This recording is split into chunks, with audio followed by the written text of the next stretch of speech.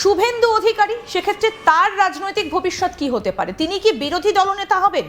তার কি সেই সম্ভাবনাটাই প্রবল দেখা যাচ্ছে?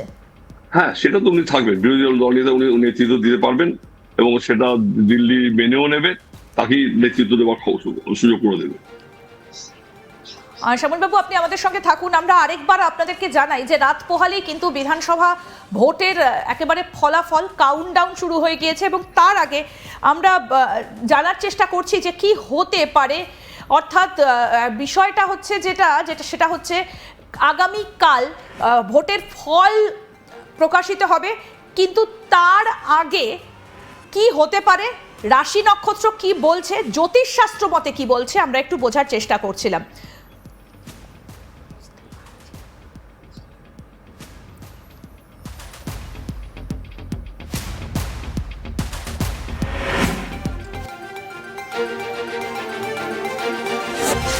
শ্যামলবাবু, আমরা একটু আমাদের প্রতিনিধি কৌশিক রয়েছেন আমাদের সঙ্গে, আমরা একটু কৌশিকের কাছ থেকে জানার চেষ্টা করি যে এতক্ষণ তো আমরা জ্যোতিষশাস্ত্র নিয়ে কথা বলছি। কৌশিক, মমতা বন্দ্যোপাধ্যায় কতটা জ্যোতিষ বিশ্বাস করেন, কি খবর রয়েছে তোমার কাছে?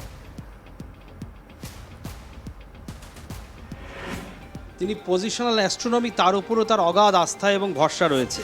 যখন তৃণমূল কংগ্রেস দলটি প্রতিষ্ঠিত হয় 2000 সালে, সেই সময়ও কিন্তু তিনি একটা মাহেন্দ্রক্ষণেই দলের নাম ঘোষণা করেছিলেন এবং তখন কিন্তু তৃণমূল কংগ্রেসের এত বারবারন্ত ছিল না। বারবারন্ত বলতে আমি বলছি এতটা বৃদ্ধি সমৃদ্ধি ছিল না যে কোথায় হেডকোয়ার্টার হবে। মমতা বন্দ্যোপাধ্যায়ের ওই আদিগঙ্গার পাশের ইটের পাজার উল্টো দিকে একটা ছোট্ট টালির বাড়ি, সেখান থেকে কিন্তু মমতা বন্দ্যোপাধ্যায় দলের ঘোষণা করেছিলেন। তখন অজিত পাজা ছিলেন মমতা বন্দ্যোপাধ্যায়ের সঙ্গে। এই অজিত পাজা, মমতা বন্দ্যোপাধ্যায় এরা প্রত্যেকে কিন্তু ঈশ্বরে বিশ্বাসী এবং চূড়ান্তভাবে পজিশনাল অ্যাস্ট্রোনমিতে বিশ্বাস করেন, অর্থাৎ গ্রহ নক্ষত্র। এবং তোমরা খেয়াল করে দেখবে মুখ্যমন্ত্রীর হাতে একটা পোকরাজ রয়েছে এখনও, এবং তাকেই বলেছিল বেহালার কোনো এক জ্যোতিষী যে গঙ্গার পশ্চিম পারে তার সদর দপ্তর করলে পরে দীর্ঘদিন তা টিকবে। সেই কারণে বামফ্রন্ট সরকারের 34 বছরের মহাকরণকে ত্যাগ করে মমতা বন্দ্যোপাধ্যায় গঙ্গার পশ্চিম দিকে HRBCর যে ভবনটি করা হয়েছে সেই ভবনটিকে নিয়ে নেন তার সদর দপ্তর হিসেবে। হুগলি রিভার ব্রিজ কমিশনের এই বিল্ডিংটি নবান্ন নামে এখন পরিচিত। এটিও মুখ্যমন্ত্রীর দেওয়া নাম। ভেবে দেখো, এই বিল্ডিংটির নামকরণের সময় মমতা বন্দ্যোপাধ্যায় কিন্তু জ্যোতিষীদের সাথেও কথা বলেছিলেন। এবং একটা শীতকালে মাঘ ফাল্গুন মাসে যখন নবান্নের ধান ওঠে, নতুন ধান, কমলালেবু গুড় দিয়ে সেই সুস্বাদু ধান পুজো দেওয়া হয়, ঠিক সেই সময় কিন্তু মমতা বন্দ্যোপাধ্যায় নবান্ন নামকরণ করেছিলেন। এবং আরেকটি জিনিস বলি, মুখ্যমন্ত্রীকে যারা দেখেছে বা যারা আমরা সেভাবে দেখেছি, মুখ্যমন্ত্রী কিন্তু মঙ্গলবারে মঙ্গলচণ্ডীর পুজো শুধু করেন না, শুক্রবারে সন্তোষীমার ব্রত পালন করেন। তার ডান হাতে একটি তাগা রয়েছে, সেটা জগন্নাথ দেবের পুরীর ধ্বজার তাগা। এগুলো কিন্তু মমতা বন্দ্যোপাধ্যায়ের একদম দীর্ঘদিনের বিশ্বাস। শুধু তাই নয়, এবছর যে নমিনেশন ফাইল করলেন তিনি এই গোপালনগরের যে সার্ভে বিল্ডিং, সেখানেও কিন্তু তিনি অমৃত যোগে গেলেন। 12টা 15-র মধ্যে সেই যোগ শেষ হচ্ছিল। খেয়াল করলে আমরা জানবো যে সেদিন 12টা 10-এ মুখ্যমন্ত্রী তার নমিনেশন বা তার মনোনয়নপত্র দাখিল করেছিলেন এবং সেখানেও কিন্তু জ্যোতিষীর পরামর্শ অনুযায়ী, মানে সবটাই তিনি জ্যোতিষশাস্ত্র মেনে করেন। কৌশিক, তোমার কি শ্যামলবাবুর কাছে কোনো প্রশ্ন রয়েছে? যদি তুমি বলো। কথাটা শুনতে পাচ্ছি না।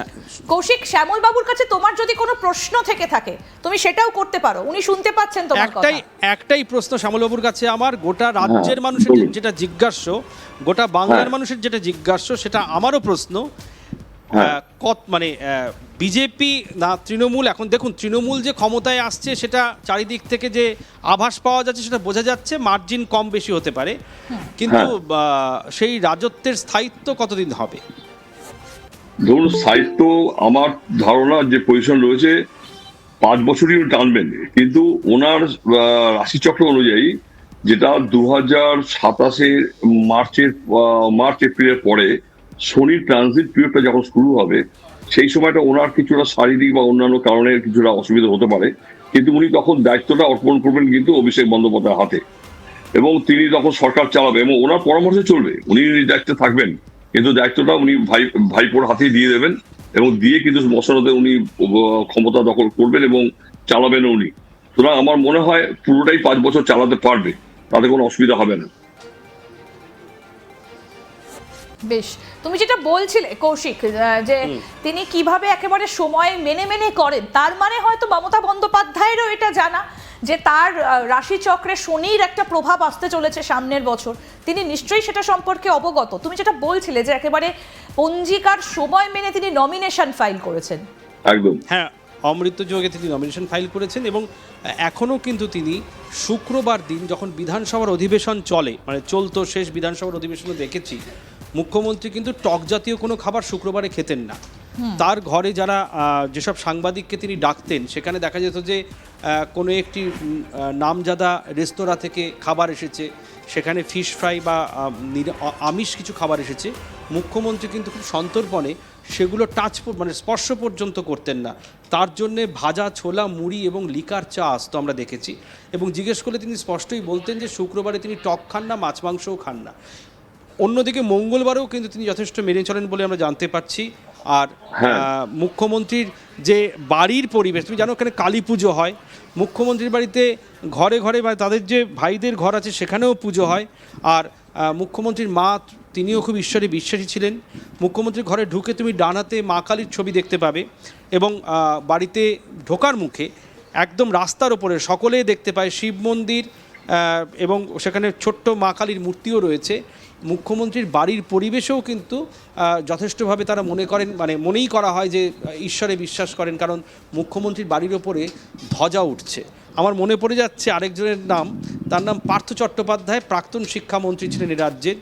তার বাড়িতেও কিন্তু পুরীর ধ্বজা টানানো রয়েছে। বিশ্বাস ছিল যে কোনো রকম দুর্যোগ থেকে নিজের বাড়িকে এবং আমি একটু এই বিষয়গুলো আমি একটুখানি যাই, যে শ্যামল বাবু, এই যে বিষয়গুলো যেটা কৌশিক আমাদেরকে বলছে, মানে এগুলো কি কোনো রকম প্রভাব ফেলে মানুষের জীবনে বা সংখ্যাতত্ত্বে, বা যদি একটু বলেন যে কিভাবে ধরুন সংখ্যাতত্ত্ব বা অন্যান্য যে সমস্ত আমরা ধরুন কালারিং এর উপরে বা টাইমের উপরে মানুষের প্রত্যেকটা মানুষের দেখবে একটা কালার নির্দিষ্ট করা থাকে, তার তারিখ বা আমরা যে এগুলো সংখ্যাতত্ত্ব বলি সেগুলো কিন্তু নির্দিষ্ট করা থাকে। সুতরাং মমতা ব্যানার্জির হরস্কোপের ভিতরে সবচেয়ে হলো যেগুলো আছে, তার মধ্যে শনির প্রভাবটা যেমন আছে, তার মধ্যে ওনার মঙ্গলটা খারাপ থাকার জন্য ওনাকে কোনো জ্যোতিষী উনি পরামর্শ নিয়ে দেখবেন মা বগলার পুজো করেন। মঙ্গলের ইষ্ট দেবী হচ্ছেন মা বগলা। উনি এই বছর 3-4 ধরেই মা বগলার উপরেই উনি পূজা আর্চা করছেন। সুতরাং উনি কিন্তু যে একদম ধর্মের উপরে ওনার অগাধ বিশ্বাস আছে এবং থাকবে। যে অনেকেই প্রশ্ন করে যে হ্যাঁ উনি মুসলিমদের তোষণ করে, ওটা কিন্তু ভোটের রাজনীতি, কিন্তু হিন্দু ধর্মের প্রতি ওনার বিশ্বাসটা আছে, যার জন্য তো জগন্নাথ মন্দিরটা উনি পুরীতে দীঘাতে করলেন, এবং আপনার এতে নর্থ বেঙ্গলে উনি এটা করছেন ওই মহাকালের মন্দির, শিবের মন্দির। তা সুতরাং ওনার যদি ইচ্ছা না থাকতো তো উনি করতেন না। সুতরাং উনি ধর্ম এবং সময়, কোন সময় কোনটা করলে ভালো হয় সেটা উনি মেনটেন করেন।